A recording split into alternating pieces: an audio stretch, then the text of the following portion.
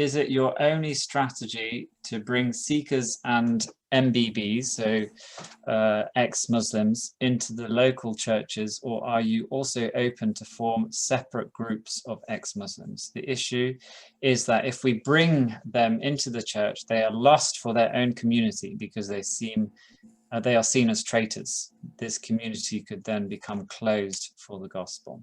Yeah. For me, this is an issue that is a case-by-case answer. First of all, people from Muslim backgrounds are attaching to local churches, not because anybody's asking them. They are literally just turning up. This is what we're finding in the UK, all over the country. So for them, it's okay. They're happy. For others, I think it is wiser that they're nurtured in home groups and not having to attend formal, if you like, formal church gathering worship, but to do it in home group. And I think that is a huge help. And in my own church, we use the notes of either the last Sundays. They're a week behind, so for the teaching and the preaching. So home group, then they look at it during the week after, and it's a blend of church people and them, and that works really well. So yeah, I think we just, whatever works best for their situation and where they are culturally, you know, some of them are so westernized. It's they don't care. I mean, I know one who really made a conscious decision that he wanted a Flemish church. He wanted to kind of step away from that world. Yeah. And you know, I could understand it, you know, coming from, you know, from his family. He was rejected and things like this. So he was looking for a new family. He was looking for a new community. And he clearly wanted that. But, you know, that was his decision. Those that are damaged by background often want more black and white. I want to belong with the, you know, fairly Christian community. Yeah, that's an important category.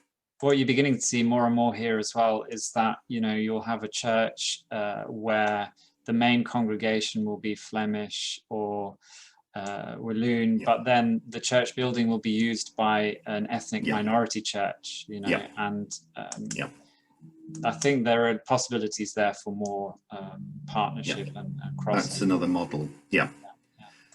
For me, and before I wrote the book I've just finished, I had actually started research for a book about a culturally inclusive church.